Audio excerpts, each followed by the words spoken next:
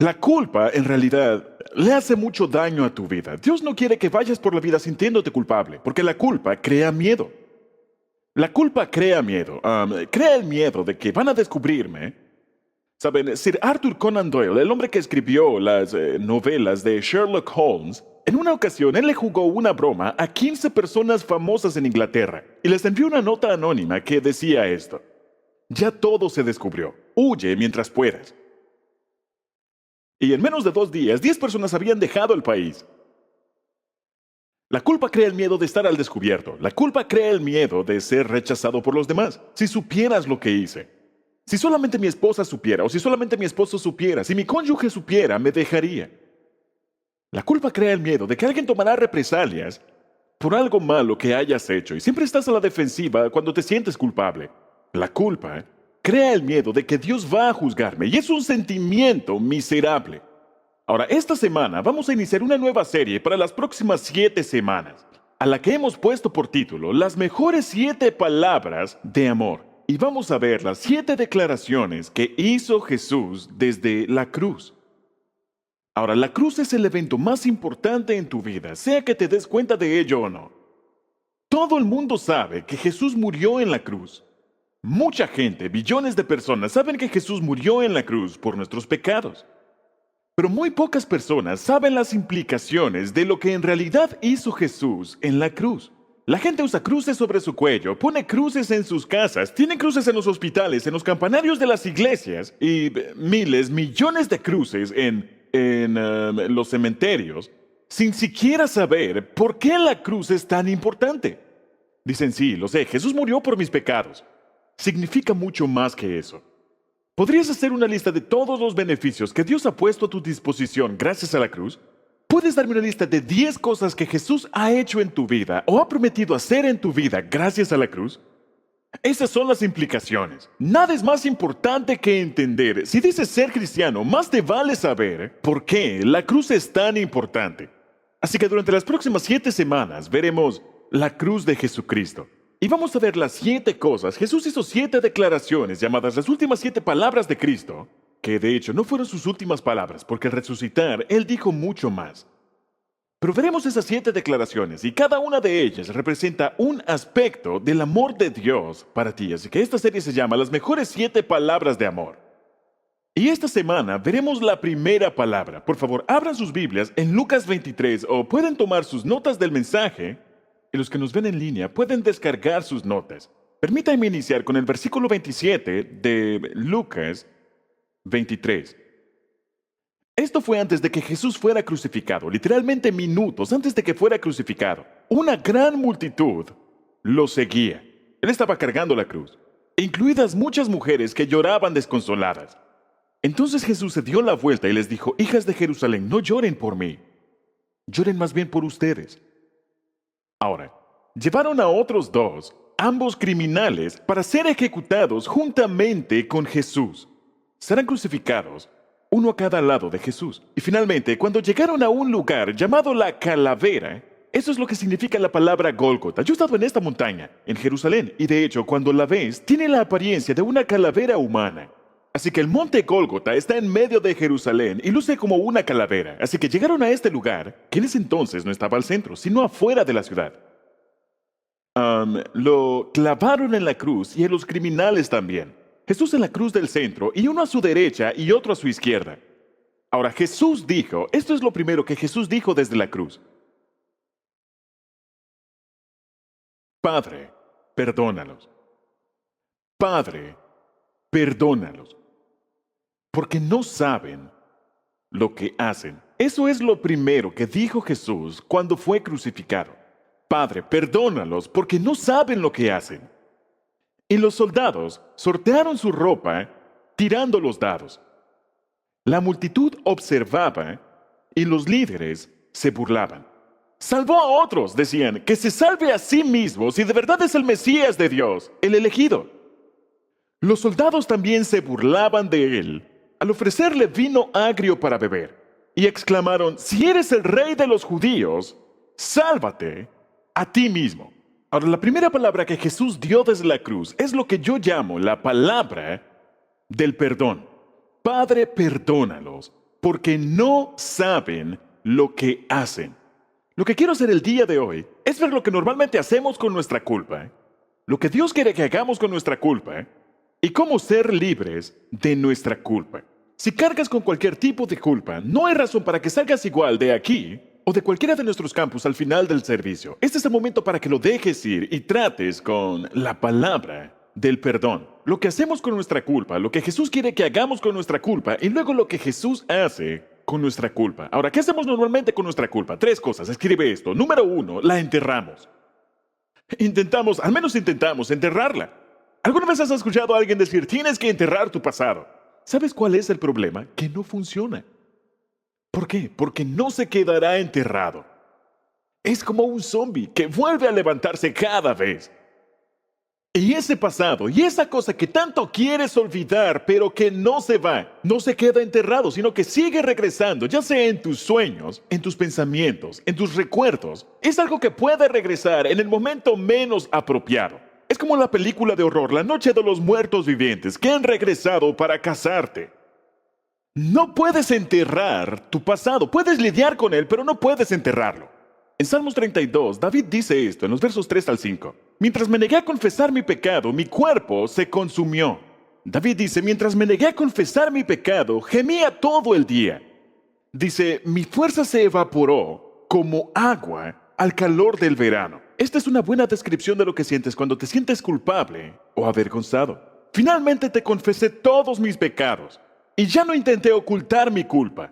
Me dije, le confesaré mis rebeliones al Señor y tú me perdonaste. Toda mi culpa desapareció. Ahora, todos los que estamos aquí tenemos una forma favorita de enterrar nuestro pasado. Algunas personas intentan hacerlo al minimizarlo. Bien, no es la gran cosa, no fue la gran cosa, e intentas minimizarlo en tu mente. Bien, si no era la gran cosa, ¿por qué te sientes tan mal al respecto? ¿Por qué sigue molestándote? ¿Por qué no puedes olvidarlo luego de todo este tiempo? Algunas personas lo minimizan, algunas personas lo racionalizan y dicen cosas como, bueno, hay muchas personas que también lo hacen. O eso te hará sentir menos culpable. Racionalizar es decir mentiras racionales a ti mismo. Cada vez que racionalizas, te estás diciendo mentiras racionales a ti mismo. Intentas convencerte a ti mismo en tu mente que es lo correcto, pero en tu corazón no lo es. No funciona. Cuando discutes contigo mismo, las emociones van a ganar. Racionalizarlo no funciona. Lo que otras personas hacen es irrelevante y no te hará sentir mejor o peor. Algunas personas minimizan, otras racionalizan y otras claudican. Y lo que esto quiere decir es, ¿eres culpable? Simple, entonces baja tus estándares. Dicen, esto ya no es pecado, esto ya no me molesta. Solía pensar que era malo, pero ya no es así.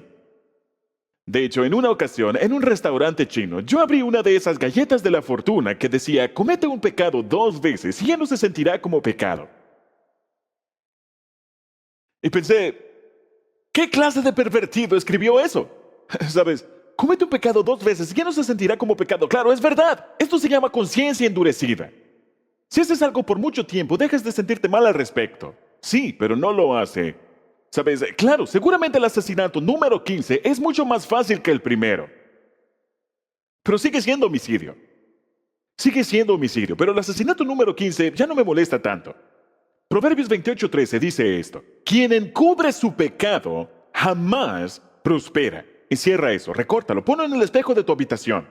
¿Por qué? Porque eventualmente te alcanzará. Y, por cierto, hablando de alcanzar, gracias a la Internet, todo lo que haces ahora es permanente, global y visible. Y nunca va a desaparecer. Porque está en la Internet. Así que lo enterramos, eso no funciona. ¿Qué otra cosa intentamos hacer? Lo segundo que hacemos normalmente con la culpa es que culpamos a otros. Culpamos a otros. Queremos pasar la culpa a otras personas. Y esta táctica, honestamente, es tan antigua como la creación. En el jardín del Edén, Adán y Eva pecaron y Adán actuó como todo un hombre. Culpó a su esposa. Ambos comieron del fruto prohibido. Y cuando Dios le preguntó a Adán, ¿qué fue lo que hiciste? Adán dijo esto en Génesis 3:12. Él respondió, él dijo, sí, hice lo que me dijiste que no hiciera. Desobedecí, pero Adán le respondió, la mujer que tú me diste por compañera, me dio ese fruto y yo lo comí. Observen, no solamente está culpando a Eva, sino también a Dios. Dios, si no hubieras creado a mi esposa, entonces yo nunca hubiera pecado. Tú y yo estamos bien, es ella.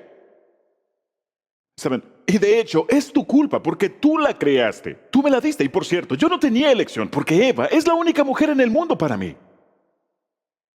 Así que tuve que casarme con ella. ¿Está bien? Saben, en el hebreo dice que la primera vez que Adán vio a Eva, estaban en un ambiente perfecto, con cuerpos perfectos y sin ropa. Él vio a esta mujer por primera vez en el paraíso. Y en la traducción, la Biblia nos dice, ella es carne de mi carne y hueso de mis huesos. Esa es la peor traducción del hebreo que haya escuchado. Básicamente, en hebreo, lo que Adán dijo fue... ¿Está bien? Eso es literalmente lo que significa. No, ella es carne de mi carne y hueso de mis huesos. Hombres, si están de humor romántico, no le digan a su esposa, cariño, eres carne de mi carne y hueso de mis huesos.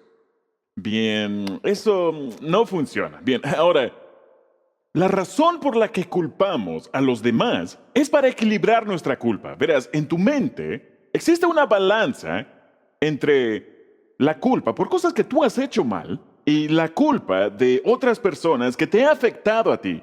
Y la forma en que intentas equilibrar esta balanza, cuando esto está desbalanceado, se llama depresión. Cuando se inclina demasiado a un lado es depresión y cuando se inclina demasiado al otro también es depresión. Así que lo que intentas hacer cuando te sientes muy culpable en una relación es que intentas culpar a la otra persona y de esa forma las cosas se equilibran. Tú hiciste esto, pero tú hiciste esto, pero tú hiciste esto, tú hiciste esto, pero tú hiciste esto, sí, tú hiciste esto. Y esa es la forma en que lidiamos con nuestra culpa, pero no funciona. Así que lo que hacemos es enterrarla o culpar a los demás. Ahora, como ya te he dicho antes, cuando culpas a los demás es porque te sientes culpable. Cada vez que culpas a los demás es porque te sientes culpable. Algunas veces intentamos incluso culpar a Dios. Mira este versículo, Proverbios 19, verso 3. La necedad del hombre le hace perder el rumbo y para colmo se irrita ¿contra quién? Le echa la culpa al Señor. Bien, si Dios me hubiera dado un trabajo diferente, una familia diferente. No. Tú tomas tus propias decisiones. Así que lo enterramos, culpamos a otros y lo tercero que hacemos, escribe esto, nos agobiamos. Esto también es algo común. Muchas personas cuando se sienten culpables, se sienten agobiadas y lo acumulamos. Nos castigamos a nosotros mismos de forma inconsciente, intentando pagar por nuestros errores. Piénsalo por un momento. ¿Puede una conciencia culpable hacerte enfermar? Oh, sí. Un estudio que leí dice que el 50% de las personas en los hospitales podría irse a casa al día siguiente si tan solo supiera cómo lidiar con el resentimiento y la culpa. El resentimiento, lo que los demás me han hecho, o la culpa, lo que yo le he hecho a los demás. Y dicen que si pueden lidiar con esas dos condiciones miserables, pueden dejar el hospital. La culpa puede hacer que te enfermes. David dijo, me sentí miserable. Me sentí terriblemente mal. Sentí como si mi fuerza se evaporara. Muchas veces la gente se enferma y dice, tal vez no estoy comiendo adecuadamente. Bien, tal vez no sea así. Tal vez necesites corregir lo que estás comiendo. Pero además, debes corregir no solo lo que estás comiendo, sino lo que te está comiendo. Porque lo que te está comiendo puede hacerte sentir fatigado. Puede hacerte estar estresado. Puede dejarte sin energía. ¿Puede la culpa causar depresión? Por supuesto, es una forma de expiación. He hecho algo malo, así que entraré en depresión. ¿Puede la culpa sabotear el éxito? Por supuesto que sí. Escucha esto. Muchas personas, y tal vez tú lo hayas hecho, han saboteado su propio éxito porque piensan, yo no merezco esto. He conocido personas muy famosas que en el punto más alto de su fama han hecho una completa tontería y han saboteado su éxito. ¿Por qué? Porque nunca sintieron merecer ese éxito. ¿Por qué? Porque se sentían culpables y no sabían cómo deshacerse de esa culpabilidad. Salmos 38, versos 4 y 6, David dice, mis maldades me abruman y son una carga demasiado pesada. Por causa de mi insensatez, mis llagas hieden y supuran. Estoy agobiado, del todo abatido. Todo el día ando acongojado. Eso se llama depresión. Estoy triste todo el día. Mis maldades me abruman. ¿Saben cuál es el problema de castigarse a sí mismo? Y algunos de ustedes lo han estado haciendo. Hicieron algo malo y sabían que no estaba bien. Y siguen castigándose al respecto. ¿Sabes cuál es el problema de castigarte a ti mismo? Nunca sabes cuándo es suficiente. No sabes cuándo detener el castigo. Así que sigues castigándote y castigándote. Algunos de ustedes siguen castigándose por cosas que ocurrieron hace muchos años, hace 5 años, hace 10 años, cuando eran niños. Y se siguen castigando. Eso no es inteligente. Eso no es algo sabio. Ahora, esas son las formas en que normalmente lidiamos con la culpa. La enterramos, culpamos a otros y nos agobiamos a nosotros mismos. Eso no es lo que Dios quiere que hagas. ¿Qué es lo que Dios quiere que hagas con la culpa? Él quiere que hagas lo siguiente. Escribe esto. Número 1. La Biblia es muy clara, muy específica acerca de cómo librarte de la culpa. Ahora, los pasos son sencillos, pero no son fáciles. Muy bien, número 1. Admítelo. Eso es lo primero. Simplemente tengo que admitirlo. Tengo que dejar de negarlo. Hablamos mucho respecto a esto en Celebrando la Recuperación. Salir del estado de negación es el primer paso.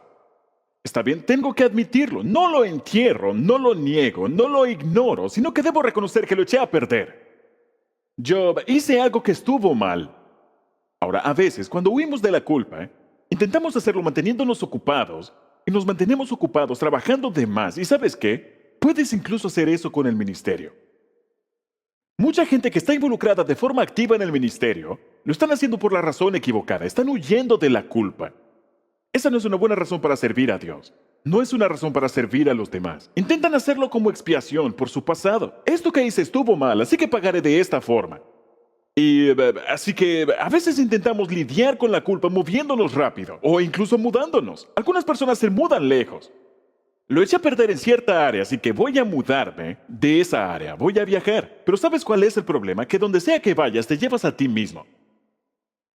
Así que puedes moverte a Tahití y vas a llevarte tu culpa contigo.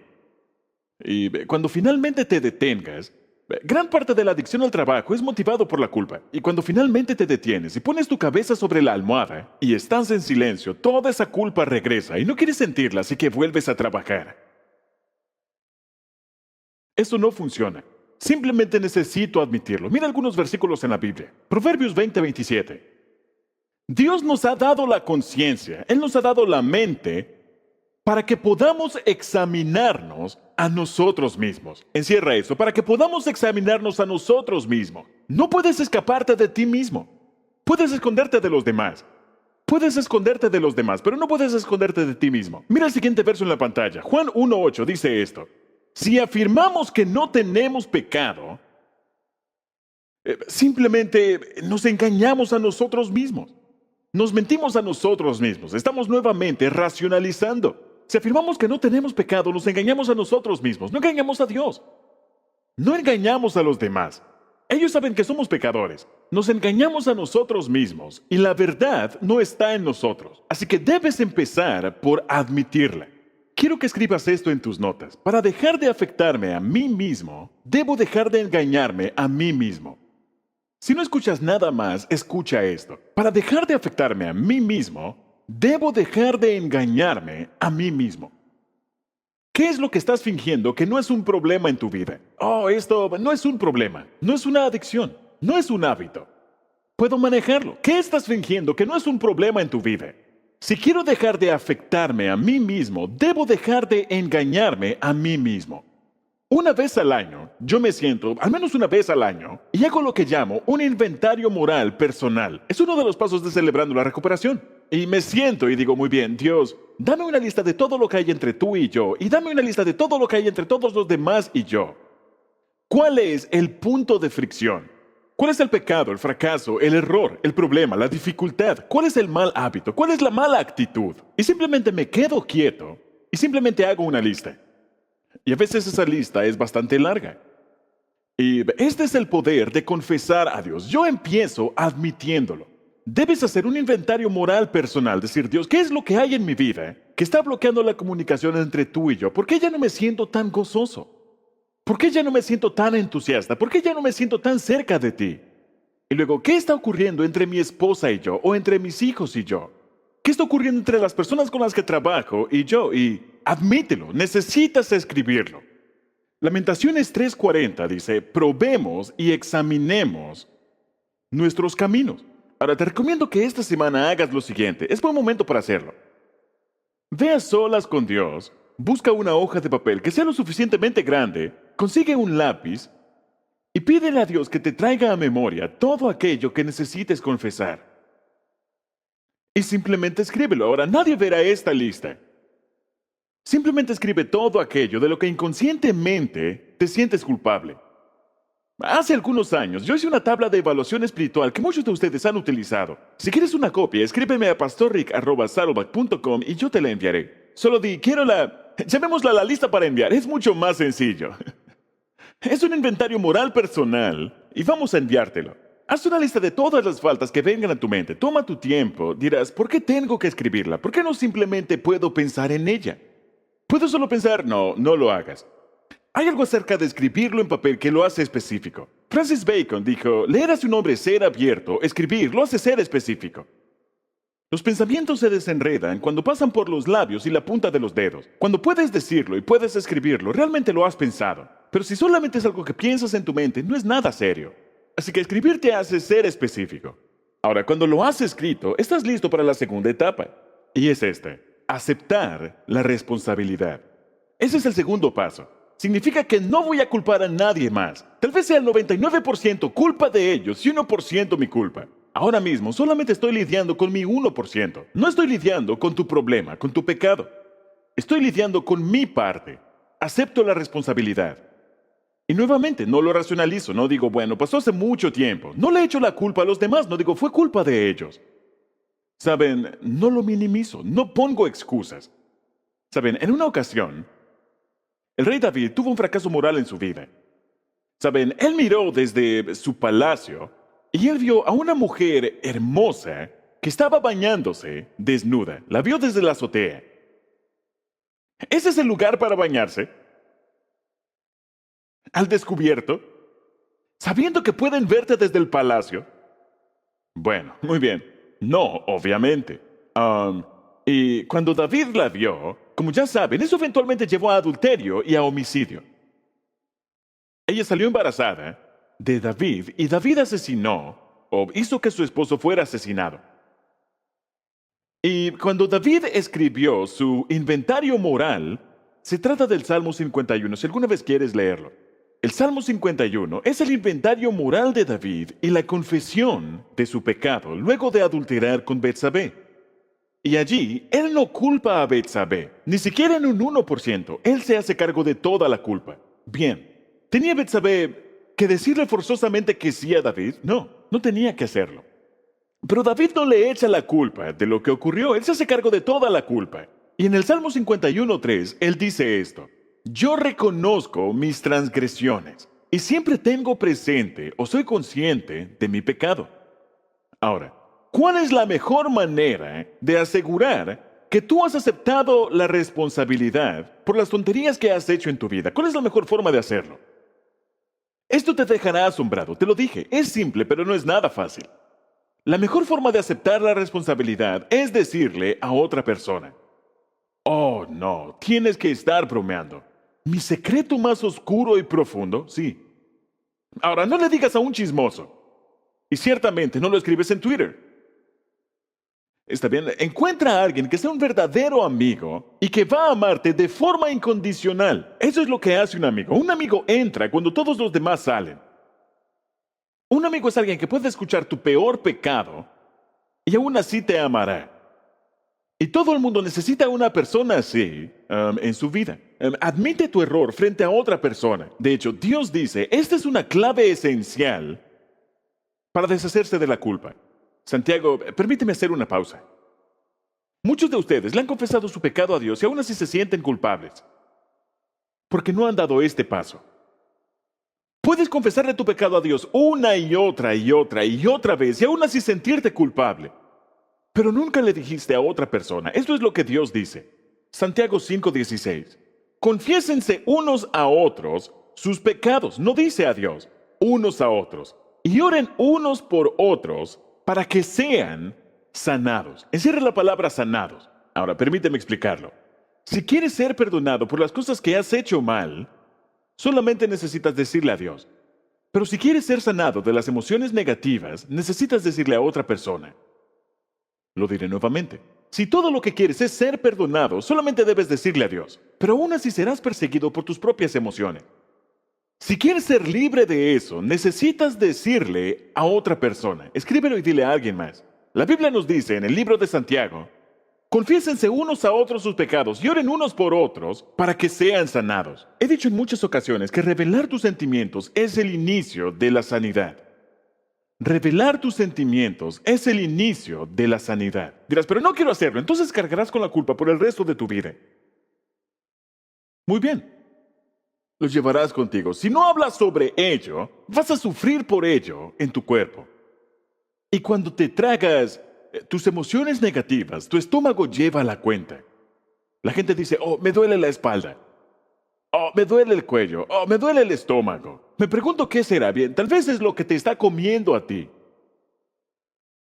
Confiesen sus pecados y oren unos por otros para que sean sanados. ¿Por qué necesito traer a otra persona a esto?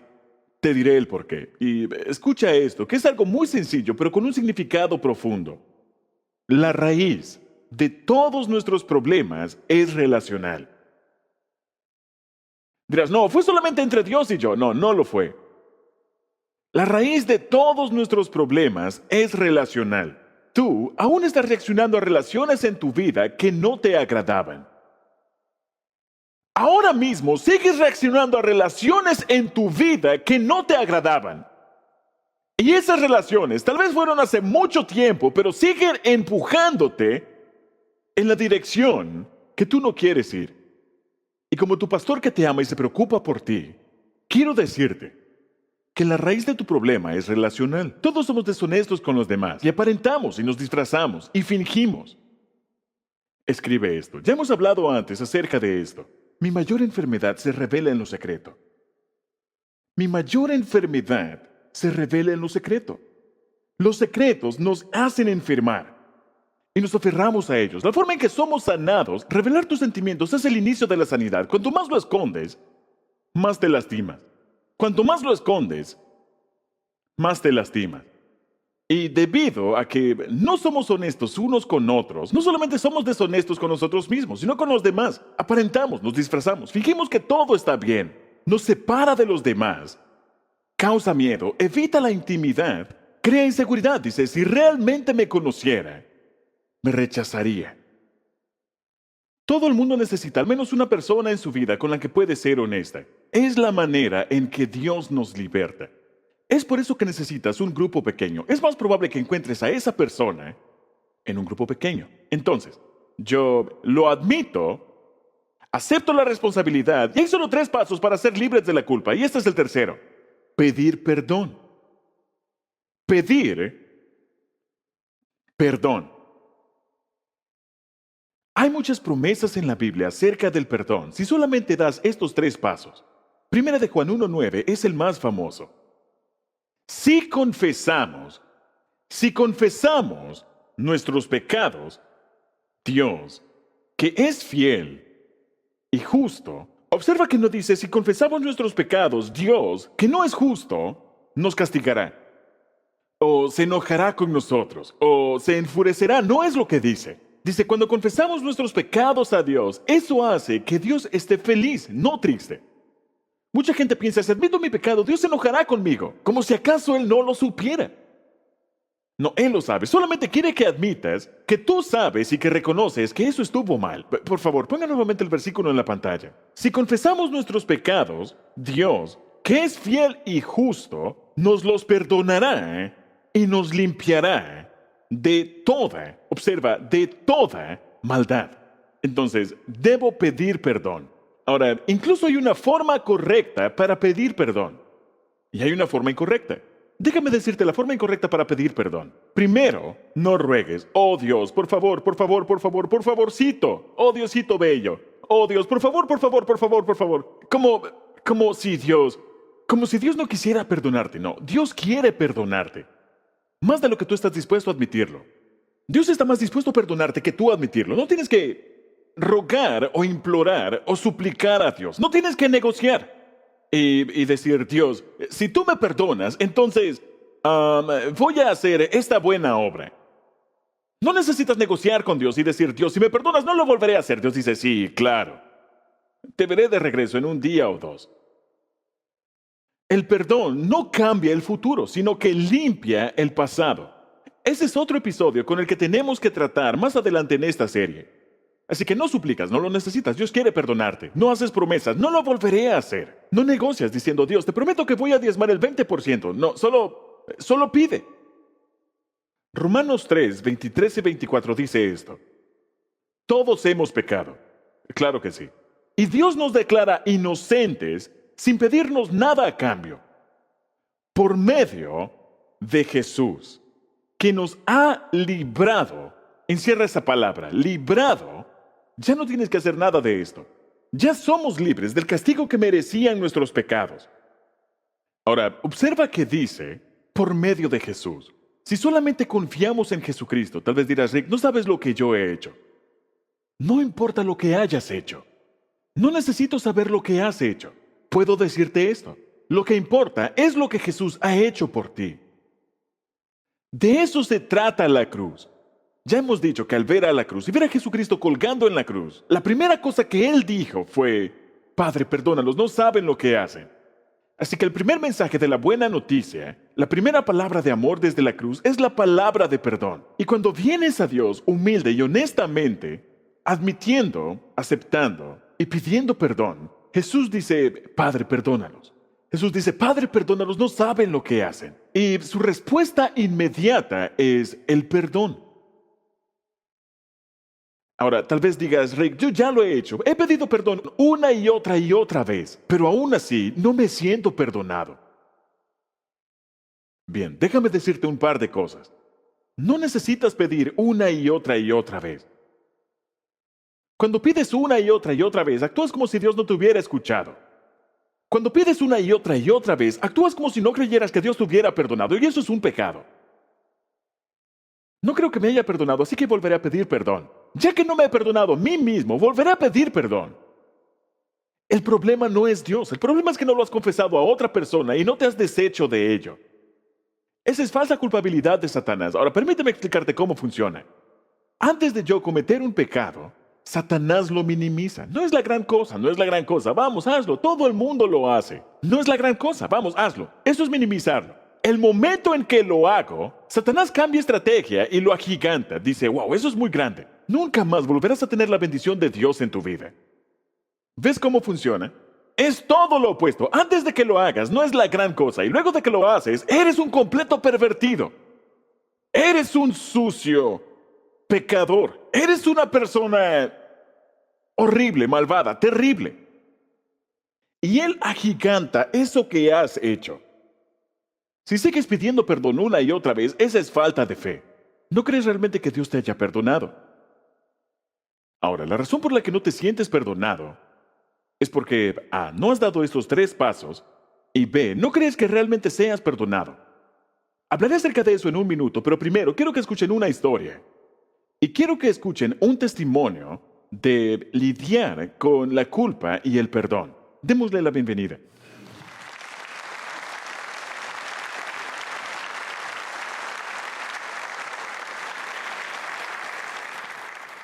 Hola, mi nombre es Eloís y quiero compartirles mi historia de cómo el sentirme completamente aceptada y perdonada por Dios ha sido la clave para ser libre de todos mis patrones de perfeccionismo, autojustificación y tratar de controlar todo y a todos a mi alrededor. He crecido en una familia grande donde habían 6 hijos. Aprendí rápidamente que si hacía lo correcto era recompensada con aprobación y creé esta necesidad de aprobación. Para mí el amor se trataba de palabras. Dime que lo hice bien, que soy inteligente, que estás orgulloso de mí. Y esa era mi definición de amor cuando era niña. A la edad de 7 años tuve una experiencia traumática. Fui abusada sexualmente por mi primo. Me sentí acechada, traicionada y sucia. Esa noche sentí dolor y mi madre me preguntó qué ocurría. De inmediato le dije que mi primo me había tocado. Inmediatamente vi en los ojos de mi madre que algo estaba mal. Minimicé mi abuso sin saber si yo estaba en problemas o si era mi primo el que estaba en problemas. Me sentí confundida. Mi madre dejó la habitación sin decir nada, pero pude escucharla en la sala gritando al teléfono. Creí que era el final. Sentí miedo de lidiar con ese sentimiento y me sentí muy abrumada. Luego de un rato, mi madre regresó a la habitación y me puso el teléfono al oído. Escuché a mi primo llorando y mi tía al fondo gritándole para que se disculpara. Y luego escuché un apesadumbrado "lo siento". Era mi primo al teléfono. Y me escuché a mí misma respondiendo, como buena cristiana, "te perdono". Todo pasó muy rápido, así que lo reprimí. Eventualmente mi madre regresó y me dijo que no era mi error y que me amaba. Pero esa noche desarrollé dos convicciones equivocadas que llevé conmigo hasta la edad adulta. Primero, creí que mis emociones, mis miedos, ansiedades e inseguridades eran tan fuertes que no las compartía con nadie. Segundo, yo comencé a creer que la razón de mis dolores más profundos y emociones era para proteger a aquellos a quienes amaba.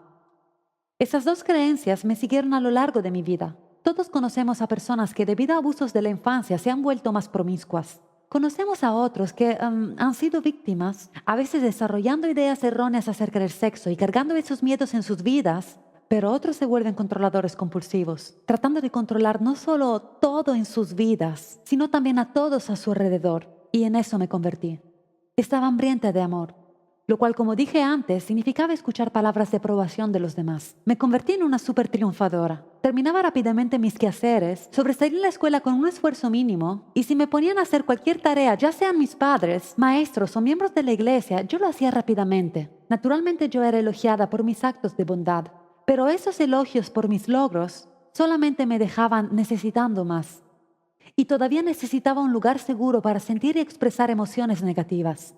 En las ocasiones que compartí esos sentimientos, me avergonzaba de mostrar mis lágrimas y mi madre intentaba arreglar lo que sea que me hería. Así que aprendí a mostrar solamente enojo. El enojo era la emoción que mi padre entendía y el enojo era lo que evitaba que mi madre me incomodara, haciendo preguntas e intentando consolarme.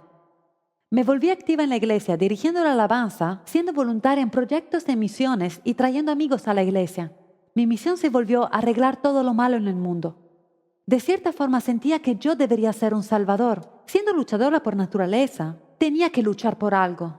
Así que empecé a luchar por la justicia y la verdad. Yo era muy crítica de los demás, creyendo que tenía el derecho para hacerlo, porque yo era una buena chica.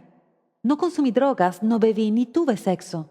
Yo era una buena chica con buenas calificaciones. Por dentro pensaba que la gente debería ser como yo, porque era lo que casi todo el mundo me decía. Me gradué de la secundaria y decidí asistir a una universidad cristiana. Allí mi pasión por Dios, la justicia y la verdad creció aún más y fui aceptada en un selecto programa de entrenamiento ministerial. Si hubiera una jerarquía más alta de rectitud moral, sería algo como esto: Dios primero, luego Jesús, luego yo y la humanidad. Estaba tan cerca de ser perfecta que era pecado. En la universidad había muchos chicos a quienes yo le gustaba, pero uno llamó mi atención. Era el chico malo en la última fila en el campus de la Universidad Bíblica y me dije a mí misma, lo llamaré chico malo y será todo mío. Luego de 6 meses nos hicimos novios. Él me llenaba de cumplidos y me trataba como una princesa. Todo un caballero, abriendo la puerta y pagando la cuenta, incluso donó sangre para poder comprarme rosas. Esa era la clase de sacrificio que yo estaba buscando. Alguien que supiera mi verdadero valor y adorar el suelo que piso. Él se unió al cuerpo de Marina y luego del campamento militar yo estaba decidida. Él era puesto seguro y le dije que no podía vivir sin él y empezamos a planear la boda. No hubo propuesta de matrimonio. En una ocasión encontré revistas pornográficas en la habitación de mi prometido una semana antes de nuestra boda. No sería la última vez. Le dejé muy en claro que yo no estaba de acuerdo con esa clase de material en nuestro matrimonio. Nos casamos en noviembre del año 2006 y me mudé a Georgia con mi nuevo esposo. Nuestro hijo nació en el año 2007 y al poco tiempo recibió orden de ir al campamento Pendleton. En nuestro viaje, encontré a mi esposo viendo una película inapropiada y me sentí avergonzada. Fue la primera vez que hablamos abiertamente acerca de la adicción sexual. Él me dijo que luchaba con la pornografía y pensé, muy bien, ¿quién no lucha con algo? Él me dijo que luchaba con eso desde antes que nos conociéramos. Pensé, ¿qué? Fue aquí que entendí que tenía una adicción. Pero en ese momento decidí que lo que necesitaba hacer era amar al pecador. Mientras mi esposa estaba fuera del país, mi padre murió de cáncer. Viviendo en Camp Pendleton, yo había estado asistiendo a la iglesia Saddleback en San Clemente y luego decidí compartir mis sentimientos con una amable señora en el patio. Me habló acerca de celebrando la recuperación y de cómo eso podía ayudarme. Y pregunté, ¿no es eso para adictos? Le dije amablemente que eso no era lo que buscaba e incluso me sentí ofendida de que me ofreciera un grupo como ese. A mí. No tengo dolor, mis hábitos son santos y solo me interesaba Jesús, la verdad y la justicia. Así que decidí que lo que necesitaba era más iglesia. Asistí a la clase 301 de Saddleback y en esa clase te ayudan a encontrar tu lugar en la iglesia. Así que me registré para el ministerio de música. Los jueves por la noche. Para mi sorpresa, era celebrando la recuperación. Ayudé con la alabanza durante algunos meses y un día escuché que Dios me dijo que me quedara después de la música. Al empezar a escuchar las excelentes enseñanzas y testimonios, me di cuenta que yo tenía un conflicto, que era la codependencia. Ahora, yo me consideraba la persona más independiente que conocía, pero tomé un panfleto y me dirigí a un grupo pequeño. Durante 6 meses me senté allí sin asociarme con nada. Me estaba volviendo loca. Dios me estaba diciendo que yo era codependiente, pero no lo entendía. En mi frustración hablé con mi líder de ministerio, le dije lo que Dios me estaba diciendo, pero que no podía estar un día más en ese grupo. Le dije que mi esposo lidiaba con la pornografía y que ese era el problema. Ella me vio con una enorme sonrisa y me dijo, bien, también tenemos un grupo para eso. Así que la semana siguiente fui a Celebrando la Recuperación para relaciones codependientes con un adicto. Ese fue un grupo con el que realmente me identifiqué. Hablamos acerca de cómo a veces podemos ser inflexibles y despiadados hacia el adicto. Ese era yo. Las muchas recaídas de mi esposo indicaban que yo intentaba culpar y manipular y trataba de controlar su adicción en nombre del amor, porque él no era capaz de hacerlo por sí mismo. Sentí que era mi trabajo restaurarlo de su adicción porque yo era su Dios.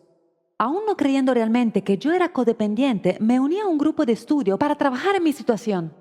Yo era una narcisista casada con un adicto hasta que conocí la gracia. Pensaba que la gracia era proporcional a la necesidad. Pensaba que yo necesitaba un poco de gracia y mi esposa necesitaba mucha gracia. Lo que aprendí en Celebrando la Recuperación es que la gracia de Dios para mí es como pararme debajo de una catarata. Es muy pesada. Toda esa gracia puede lavar incluso mis secretos más ocultos. Me di cuenta de que en lugar de ser un salvador, yo necesitaba un salvador de la misma manera que mi esposo. Ese día me vi a mí misma en mi humanidad. Me di cuenta de que yo no soy Dios. Luego, el 1 de agosto del 2010, mi esposo decidió hablarme acerca de un amorío que había tenido un año y medio atrás. Una tormenta de preguntas vino a mi mente, pero escuché al Señor diciendo, Eloís, ni una sola palabra al respecto. Pero a menudo ignoro a Dios y vuelvo a caer porque quiero controlarlo todo.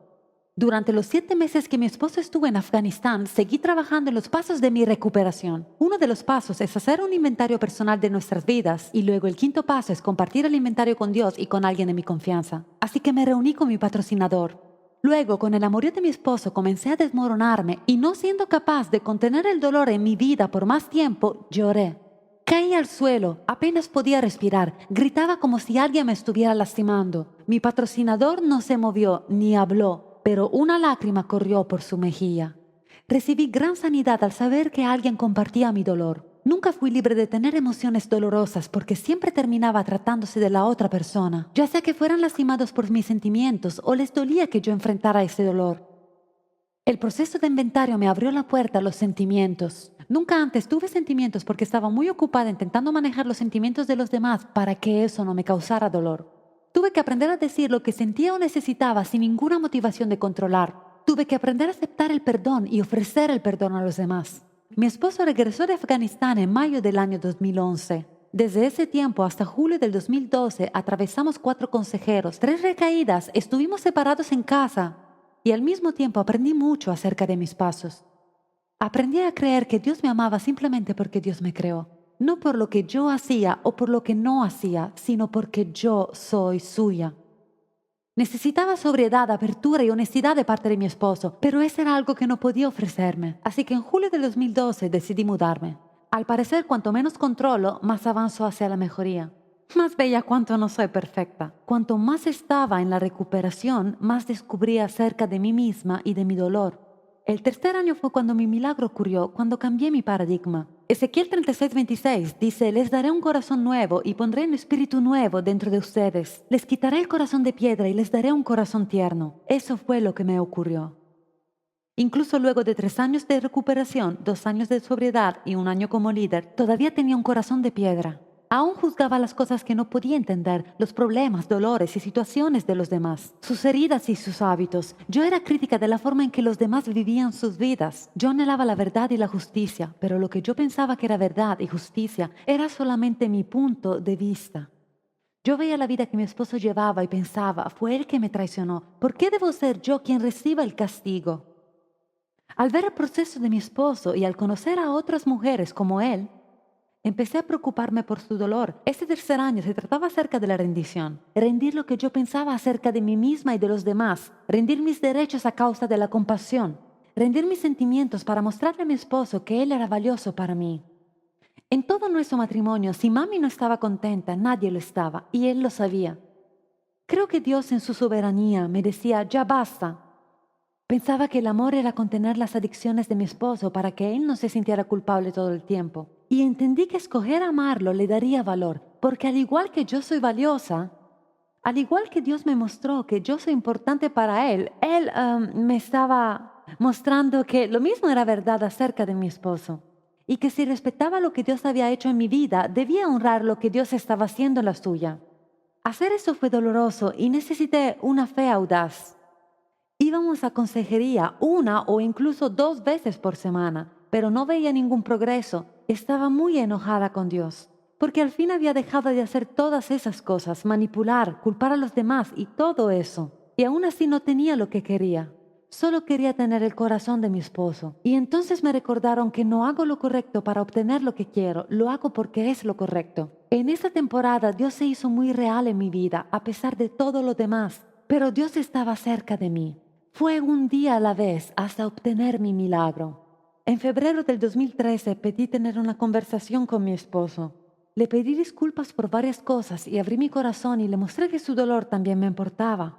Todo lo que dije fueron cosas que había ya dicho antes, pero ya no eran para mi propio beneficio. En verdad podía sentir su dolor y me dolía que él tuviera que hacerlo solo. La siguiente semana fue una semana para celebrar. Mi entonces ex esposo y yo hablamos cada día, por una semana, y al final de la semana intercambiamos anillos, comprometiéndonos a mudarnos nuevamente juntos. Nos reunimos con nuestro terapeuta sabiendo que aún había mucho trabajo por hacer. Ahí discutimos un plan para que yo me mudara en abril del año 2013. No todo ha sido fácil, pero ahora veo a mi esposo y él es importante para mí. Parece una locura, pero creo que el amorío de mi esposo me salvó la vida. Sin el dolor de la traición, no creo que por un solo momento hubiera soportado el dolor necesario para poder crecer, para enfrentar la verdad acerca de mí y quedarme en el programa de Celebrando la Recuperación. Para concluir, quiero decir que he aprendido a recibir el perdón y la gracia de Dios para mi vida y ahora puedo ofrecer la misma gracia y perdón a los demás. Eso ha sido algo liberador. He aprendido a no ser prejuiciosa con los demás y ya no me preocupo por las cosas de las cuales no tengo el control. Porque una y otra vez Dios me demuestra que yo soy suya y Él es mío. Viendo al pasado, me parece gracioso que yo era tan autosuficiente que Dios tuvo que meterme a Celebrando la Recuperación por la ventana trasera. Nunca hubiera sido tan humilde como para hacerlo por mi cuenta. Pero al aprender acerca del perdón, Dios me llevó de ser una narcisista que solo se preocupaba por su propio dolor, controlando todo y a todos a mi alrededor, a ser una guerrera compasiva que abra la verdad, con mucha más gentileza y paciencia. Muchas gracias.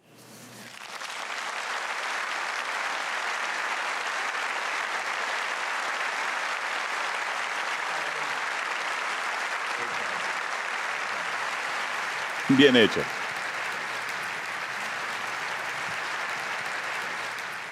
¿Qué es lo que hace Jesús cuando lo hacemos a su manera y pedimos perdón por nuestros pecados? Cuando lo admitimos, aceptamos la responsabilidad y pedimos perdón. Escribe las 4 palabras que te daré a continuación.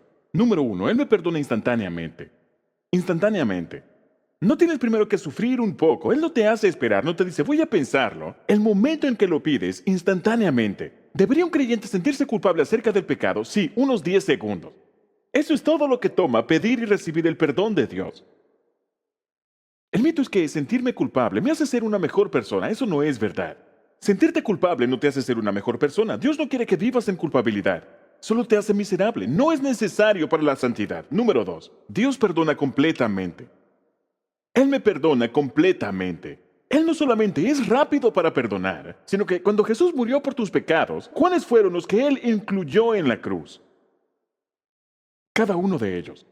incluso aquellos que aún no has cometido. Jesús ya pagó por ellos en la cruz. Él murió por todos ellos.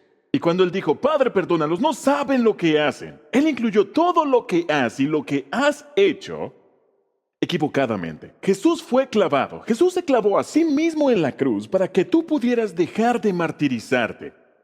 En la cruz. Colosenses 2. Nos ha perdonado todos, encierra eso, todos los pecados. Dios anuló el documento de deuda que había en contra de nosotros y que nos obligaba. Él lo eliminó, encierra eso, lo eliminó clavándolo en la cruz. Es un increíble quitamanchas. Dios lo anuló. ¿Qué significa? Es como si nunca hubiera ocurrido. ¿Cuánto tiempo recuerdas una factura pagada? Nada. Y si Dios perdona, y no solamente perdona, sino que olvida el pecado, ¿no deberías hacerlo tú? El problema es que si no entiendes el perdón total, cada vez que algo ocurre en tu vida, vas a pensar, Dios me está castigando por lo que hice. No funciona de esa forma. Él no trabaja de esa forma. Número 3, Él me perdona repetidamente. Dios me perdona repetidamente. ¿Alguna vez has cometido el mismo pecado más de una vez? Claro que sí. ¿Y luego te sientes avergonzado de pedir perdón nuevamente por lo mismo? Claro que sí. No puedo pedirle perdón a Dios por esto que le acabo de pedir hace 5 minutos. Dios no se aburre de escuchar tus confesiones. Es la naturaleza de Dios ser perdonador. Hebreos 7:25. Cristo, quien vive para siempre, a fin de interceder con Dios a nuestro favor. Él me perdona repetidamente, una y otra vez. Él no se avergüenza y tú tampoco deberías. Y número 4, Dios me perdona gratuitamente. No lo ganaste, no lo mereces, es un regalo de la gracia de Dios. Debido a que eres humano, el perdón es tu mayor necesidad. Y debido a que Cristo murió por ti, el perdón es tu mayor regalo. Así que déjame decir esto. ¿Has sido perseguido por pecados secretos? Puedes ser libre. El día de hoy tendremos comunión y al terminar de hablar le pediré a los sugieres que se preparen y empiecen a servir la comunión. Y en todos nuestros servicios le pediré a los pastores de campus que nos dirijan en comunión, pero permítanme decir una palabra más antes de tomar la comunión. Dios quiere que nunca olvides lo que le costó a Jesús pagar por tu pecado. Dios no quiere que olvides nunca lo que le costó a su Hijo pagar por tus pecados. Dios no quiere que olvides nunca lo que hizo Jesús a fin de perdonarte. Y ese es el por qué tomamos la comunión. Ahora, la Biblia dice que la comunión, la cena del Señor, es solamente para personas que han aceptado el perdón de Dios, comprometiendo su vida y su confianza a Jesucristo. Y si aún no has hecho esto, no estás listo para tomar la comunión. No estás listo para tomar la comunión hasta que hayas puesto toda tu confianza en Jesucristo. De otra forma, es algo falso, es una farsa y no significa nada para ti. ¿Cómo puedes tomar el símbolo del perdón de Dios para ti si no has puesto tu confianza en el Salvador que pagó por ti? No puedes. Ahora, la Biblia dice en el último verso en tus notas, Salmos 32, versos 1 y 2, dice, qué afortunados son aquellos rebeldes a quienes Dios les perdona sus pecados. Y qué afortunados son los que el Señor considera inocentes. Dios quiere que seas afortunado y Dios quiere considerarte inocente. Quiere aliviarte de la culpa de las cosas malas que has hecho en tu vida. La comunión es el símbolo. Vamos a esperar a que todos hayan sido servidos y luego vamos a tomar juntos los elementos. Pero la comunión es el símbolo de lo que acabo de enseñarte en este servicio. No ruegues, no supliques, no intentes negociar con Dios, solamente cree. Si no has creído en Jesucristo, si no has puesto tu confianza para que Él sea tu Salvador, si tú no dejas que Jesús pague por tus pecados, escucha, tú tendrás que pagar por ellos. Alguien tiene que pagar por tus pecados, ya seas tú o Jesús. Alguien tiene que pagar por tus pecados. La Biblia dice que la paga del pecado es muerte, y Jesús murió en la cruz por tus pecados. Eso es lo mucho que Dios te ama. Esa es la gracia de Dios, esa es la misericordia de Dios. Así que, antes de tomar la comunión, vamos a hacer juntos una oración. Y si aún no has resuelto esta situación, quiero que lo hagas ahora mismo. Quiero que aceptes, admitas y pidas perdón para que puedas ser libre de la culpa. Que recibas a Jesucristo como tu Salvador y como tu Señor. No tienes que seguir castigándote. Ya no tienes que seguir minimizándote. Si no haces esto, vas a hacer una de las tres cosas de las que habló Eloís. Algunos al cometer un error simplemente siguen haciéndolo. Y algunas personas al cometer un error y pecar caen en depresión y se sienten mal acerca de sí mismos. Y algunas personas cuando fallan intentan volverse súper santos y con el tiempo se vuelven perfeccionistas, se vuelven legalistas y falsos, fariseos. Y van por allí juzgando a los demás porque si yo no me siento bien conmigo mismo, no quiero que te sientas bien contigo mismo. Cuando encuentras a alguien que es controlador, es porque sienten que su vida está fuera de control. Cuando encuentras a alguien que es muy prejuicioso, es porque seguramente se están juzgando a sí mismos. Cuando encuentras a alguien que no comparte la gracia, es porque ellos realmente no sienten la gracia de Dios en sus vidas. Cuando realmente sientes la gracia de Dios y sientes cuánta tolerancia tiene Dios contigo, vas a ser mucho más tolerante con los demás. Vas a dejar de ser el perfeccionista que cree que es mejor que los demás. Tal como lo mencionaba Eloís. Una de esas tres, todos tomamos caminos diferentes a lidiar con nuestra culpa sin resolver. Y nuestras reacciones sin resolver hacia las relaciones. Como lo mencioné, todo se trata de las relaciones, es la raíz de todo. Así que quiero que hagamos una pausa y oremos. ¿Quieres orar conmigo? Padre, sé sin lugar a dudas que hay personas escuchándome, ya sea aquí o en línea, o en cualquiera de nuestros campus. Hay personas escuchando en Manila, en Hong Kong y en Berlín y en Buenos Aires. Hay personas escuchando en el sur de California y en todos nuestros campus que están sufriendo debido a una enorme carga de culpa y vergüenza y remordimiento. Algunas personas esto los ha estado consumiendo durante años. Que este sea el día de su liberación. Que este sea el día de su alivio. Que este sea el día de la libertad que proviene de tu perdón. Ahora quiero invitarte a que ores los pasos que acabo de enseñarte. Los pasos para el perdón. Y si nunca has aceptado a Cristo, da ese paso de salvación. Ahora en tu mente quiero que digas algo como esto. Solo dile a Dios, querido Dios, en tu mente dile, tú sabes todo respecto a mí.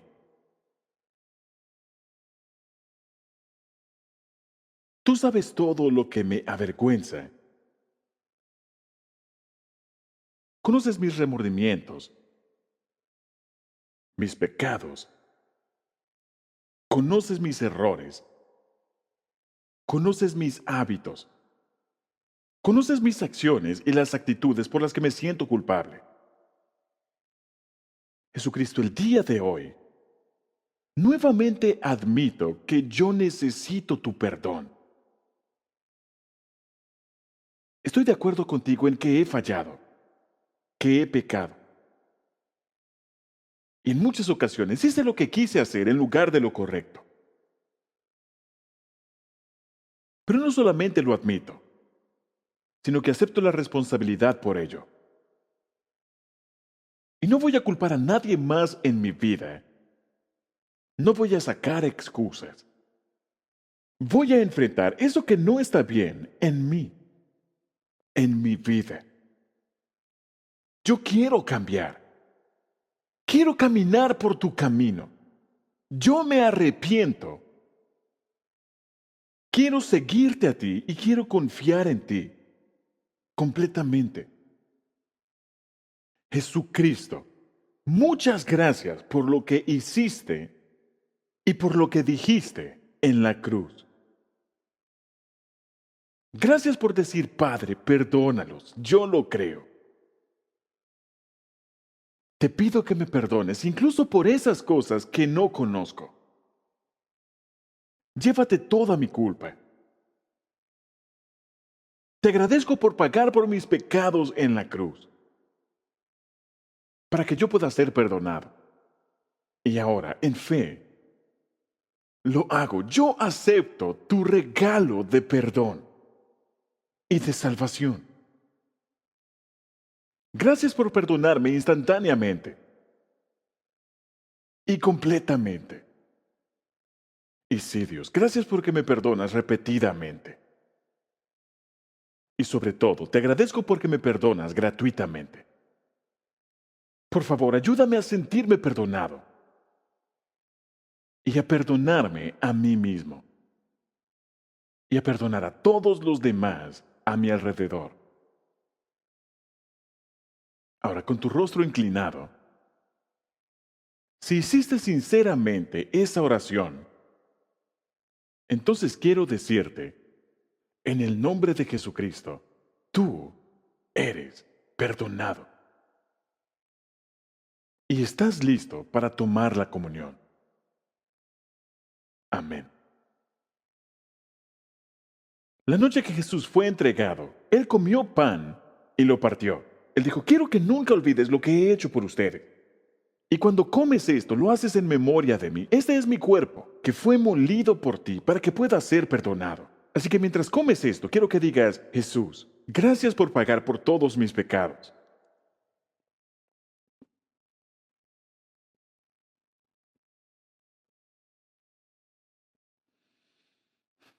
La Biblia dice que Él luego tomó la copa y Él dijo, este vino, esta comunión, este jugo, este fruto de la viña, Él dijo, esto representa la sangre que derramaré por ustedes. Y Él dijo, cuando lo beban, cada vez que lo beban, quiero que recuerden que esto costó mi sangre para pagar por su perdón. Costó mi sangre pagar tu entrada al cielo. Alguien tenía que pagar por tus pecados, ya sea yo o tú. Pero te amo tanto que duele. Te amo y estoy dispuesto a morir por tus pecados. Así que mientras bebes esto, di, Jesús, gracias por perdonarme, instantánea y completamente.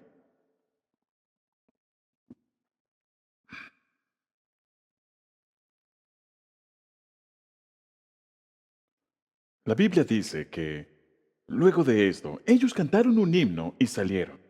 En este momento vamos a cantar y vamos a dar nuestras ofrendas en todos nuestros campos. Y mientras cantamos juntos, queremos darle a Dios porque Él nos ha dado mucho a nosotros.